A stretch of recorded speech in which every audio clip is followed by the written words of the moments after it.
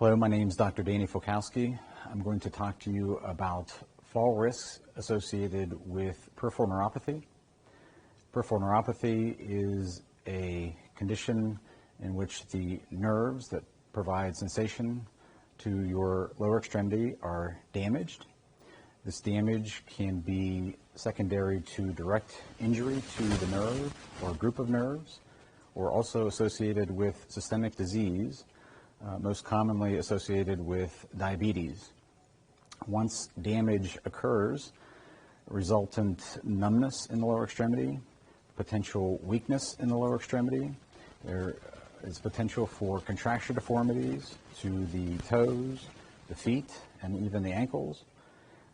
All of these can cause and contribute to potential fall risk for our patients. There are several things that patients with peripheral neuropathy can do to help minimize the risk for fall injury. For example, when you are walking, when you are standing, when you're moving about your own home, make sure that your environment is well lit. Under normal circumstances, our brains receive sensory feedback from our lower extremity. This sensory feedback helps us to coordinate our muscles, coordinate our balance.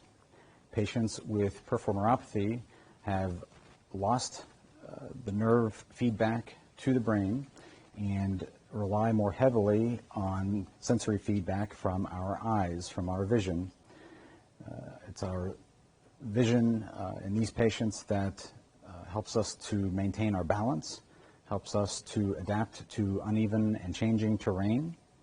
So make sure that the lights are on, make sure that your path is always well lit. Patients with peripheral neuropathy, diabetics in general, should get into the habit of frequently stretching the muscle groups in their lower extremity, keeping joints mobile, keeping muscle tendons loose, countering the effects of weaker muscle groups in the lower extremity. Very important to allow our joints, our feet, to adapt to uneven terrain, uneven surfaces. This will help you to maintain your balance and steady your gait. In some instances, contracture deformities in the foot and the ankle become more fixed, more rigid. Weakness becomes more pronounced. In these instances, these deformities may require accommodation with special shoes, diabetic shoes, custom shoes, accommodative insoles, custom braces. Sometimes surgery is even warranted to address these contracture deformities.